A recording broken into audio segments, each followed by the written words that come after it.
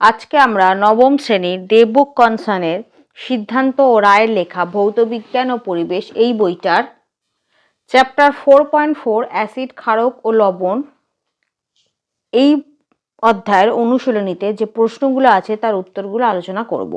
তোমাদের যদি ভিডিওগুলো ভালো লাগে তাহলে লাইক, শেয়ার ও কমেন্ট করে জানিও, আর চ্যানেলটি সাবস্ক্রাইব করো। আমার একটা ম্যাথসের চ্যানেল আছে, WB maths world.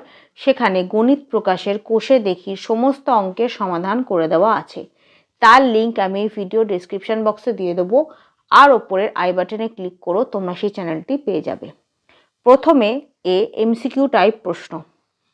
1. Calcium hydrogen phosphate যে পদার্থের উদাহরণ? উত্তর হবে অপশান এ আম্লিক লবণ। 2. কোনটি পিএইচ এর সঠিক ক্রম? উত্তর হবে অপশান এ। টমেটোর রস লেস দ্যান জল, লেস দ্যান টুথপেস্ট। 3. যে মৌলটা আম্লিক, ক্ষারকীয় ও উভধর্মী অক্সাইড তৈরি করে? উত্তর হবে অপশান ডি ক্রোমিয়াম। 4. কোনটা অ্যাসিড নিরোধক নয়? উত্তর হবে option B carbon monoxide. 5. Alzheimer's রোগটি যে ধাতুর সঙ্গে সম্পর্কিত? উত্তর হবে অপশান সি অ্যালুমিনিয়াম। 6. যে অক্সাইডটা মিশ্র নিরোধক? এটা হবে অপশান ডি নাইট্রোজেন ডাইঅক্সাইড। তারপর বি অতি সংক্ষিপ্ত উত্তরধর্মী প্রশ্ন। 1. একটা ফুলের নাম উল্লেখ করো যেটি ক্ষারীয় মাটিতে পিঙ্ক এবং আম্লিক মাটিতে নীল রঙের হয়। উত্তর হবে হাইড্রাঞ্জিয়া। 2. 1 মোল H+ কত H+ আয়ন? উত্তর হবে 6.022 × 10⁻23 T। 3.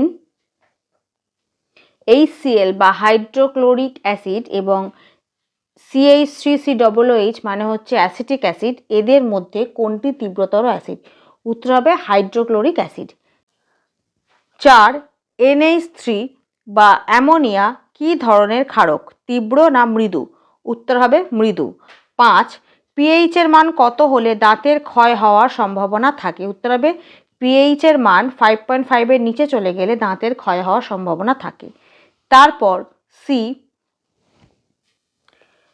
সংক্ষিপ্ত উত্তরধর্মী প্রশ্ন, প্রশ্নমান 2। প্রশ্ন 1. টাইট্রেশনের ক্ষেত্রে টাইট্রান কাকে বলে? 107 নম্বর পাতায় এখান থেকে এতটা লেখার পর এটা লিখে দেবে, এখান থেকে এতটা।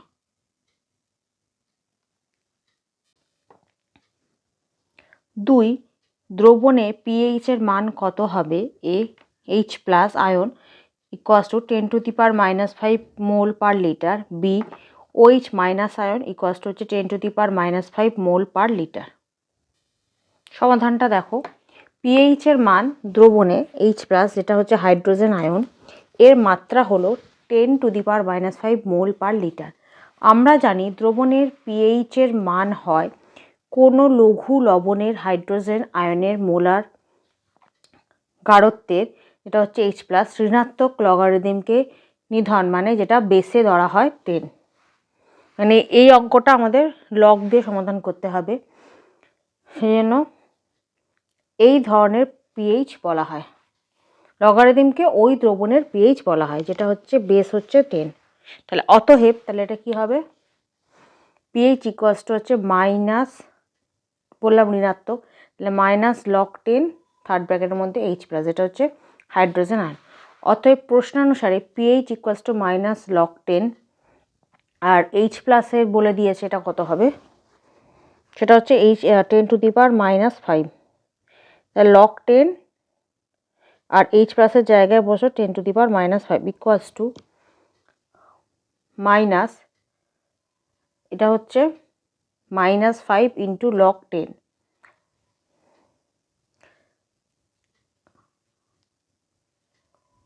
এটা লগের সূত্র, পাওয়ারটা এই আগে চলে আসে, তাহলে এটা মাইনাস, এখানে -5 × log10 = ব্র্যাকেটের মধ্যে -5 × log10 এর মান আমরা জানি 1, তাহলে log10 এর জায়গায় লিখলাম 1। তাহলে কী হলো মাইনাসে মাইনাসে প্লাস, তাহলে 5, 5 × 1 5, তাহলে বা পিএইচ হচ্ছে 5, এটাই হচ্ছে অ্যান্সার।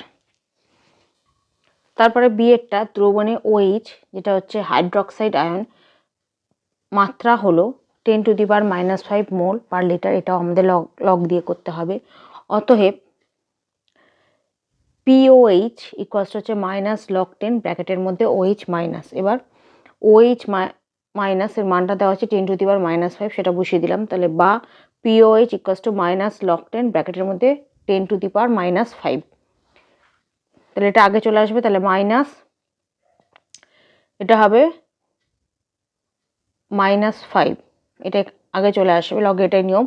তাহলে মাইনাস ব্র্যাকেটের মধ্যে -5, এটা হচ্ছে log10 বেস 10, যেটা হচ্ছে 1, যেহেতু log10 বেস 10 এর মানটা আমরা জানি 1, তাহলে ইকুয়ালসটা হচ্ছে মাইনাসে মাইনাসে এটা মাইনাস ব্র্যাকেটের মধ্যে -5 ইন্টু এই জায়গাতে মান বসিয়ে দিলাম 1, তাহলে এখান থেকে মাইনাস মাইনাসে প্লাস 5 × 1 5, তাহলে অর্থাৎ POH = 5, এটা হচ্ছে সেকেন্ড অ্যান্সার। 3 গাঢ় HNO3 এর সংস্পর্শে FeL প্রভৃতি ধাতু প্যাসিভ হয়ে যায় কেন? এখানে HNO3 মানে হচ্ছে নাইট্রিক অ্যাসিড, Fe মানে হচ্ছে আয়ন, আর Al হচ্ছে অ্যালুমিনিয়াম। উত্তর, গাঢ় HNO3 মানে হচ্ছে নাইট্রিক অ্যাসিড একটি অত্যন্ত শক্তিশালী জারক পদার্থ।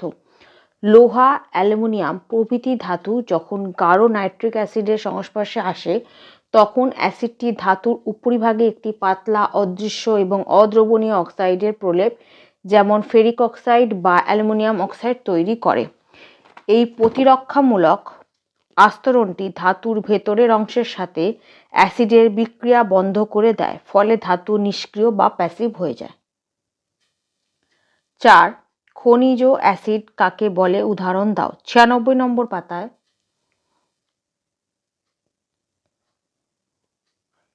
এখান থেকে এতটা উদাহরণ হচ্ছে এই দুটো।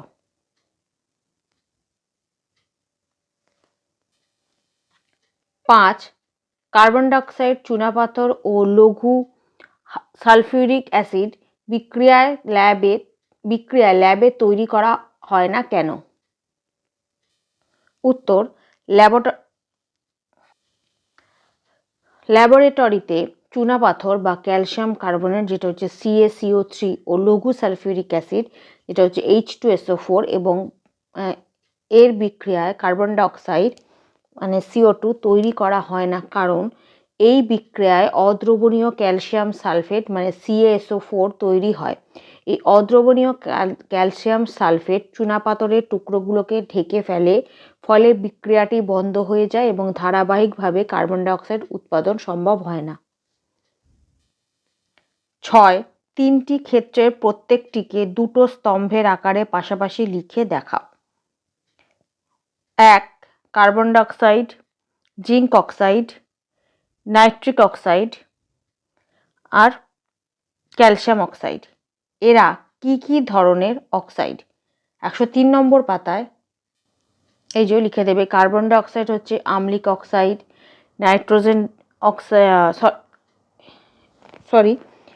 নাইট্রিক অক্সাইড হচ্ছে প্রশম অক্সাইড, ক্যালসিয়াম অক্সাইড হচ্ছে ক্ষারকীয় অক্সাইড, আর জিঙ্ক অক্সাইড হচ্ছে উভধর্মী অক্সাইড। কোনটা কি অক্সাইড লিখে দেবে। ওর সাথে আছে 2 নম্বর ফসফরাস পেন্টক্সাইড, ডিনাইট্রোজেন পেন্টক্সাইড, সালফার ডিঅক্সাইড আর সালফার ট্রাইঅক্সাইড, এরা কোন কোন অ্যাসিডের নিরোধক? 104 নম্বর পাতায় এই যে এখান থেকে এতটা একটা, তারপর এখান থেকে এতটা, এখান থেকে এতটা, বাকি 3টে। ওর সাথেই আছে 3 বৃষ্টির জল, অম্লবৃষ্টি, মানুষের রক্ত, দাঁতের মাজন, এদের আনুমানিক পিএইচ মান। বৃষ্টির জলের আনুমানিক পিএইচ মান হচ্ছে 6.5, অম্লবৃষ্টির হচ্ছে 5.6, মানুষের রক্তের হচ্ছে 7.4, আর দাঁতের মাজনের পিএইচ মান হচ্ছে 9.0।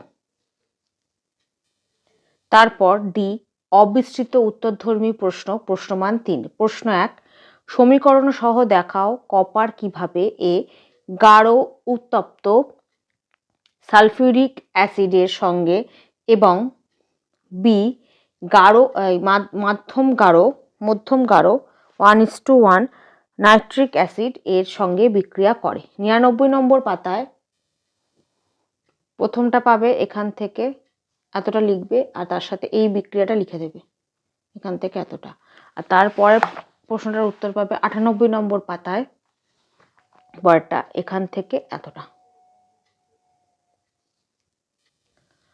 2, সমীকরণ সহ বলো যখন চিনির মধ্যে কয়েক ফোঁটা গাঢ় সালফিউরিক অ্যাসিড মেশানো হয় তখন কি ঘটে? চিনির, যেটার সংকেত হচ্ছে C12H22O11, মধ্যে কয়েক ফোঁটা গাঢ় সালফিউরিক অ্যাসিড, যার সংকেত হচ্ছে H2SO4, যোগ করলে এটি একটি তীব্র বিজলন বা ডিহাইড্রেশন বিক্রিয়া ঘটায়। রাসায়নিক বিক্রিয়া, গাঢ় সালফিউরিক অ্যাসিড চিনি থেকে জল শোষণ করে এবং প্রচুর তাপ ও বাষ্প উৎপন্ন করে। এর ফলে সাদা চিনি কালো এবং স্পঞ্জি কার্বন বা কয়লায় পরিণত হয়। এটা হচ্ছে রাসায়নিক সমীকরণ।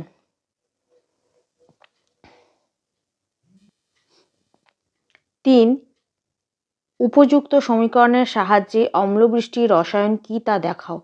105 নম্বর পাতায়, এখান থেকে এতটা। 4, মৎস্য চাষের ক্ষেত্রে জলের পিএইচ এর মান গুরুত্বপূর্ণ কেন? 103 নম্বর পাতায়, এখান থেকে এতটা। 5, অ্যালুমিনিয়াম অক্সাইডের উভধর্মিতা সংক্রান্ত সমীকরণ দাও। 104 নম্বর পাতায় এই দুটো সমীকরণ দেবে। প্রথমে ক্ষারকের মতো আচরণ, এখান থেকে এতটা, তারপর অ্যাসিডের মতো আচরণ, এখান থেকে এতটা।